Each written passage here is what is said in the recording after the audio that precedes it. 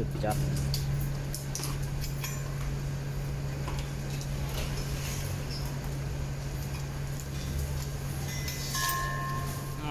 ตู้เชื่อมเนาะไฟฟ้าแบบจับๆเลยโคตรเท่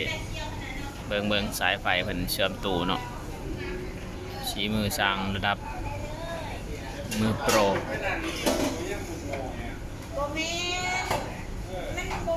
เรียบร้อยเก็บงานมันสิโต๊ะแบบถ้าสมมติมือใดมือหนึ่งตุ้งอย่างสินะโจ๊กอยู่ใดเชื่อมกี่มุมบ่ใส่อัดข้างๆนี่เป็นเนาะบ่เป็นยังข่อยนี่แหละบ่ได้เกี่ยวของเขาเฮ็ดเขาบ่ข่อยพี่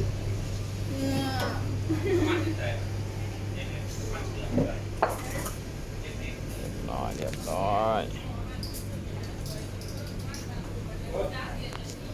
ใหญ่เขาในเนาะเดี๋ยวไปเชื่อมอยู่ในอีกเนาะ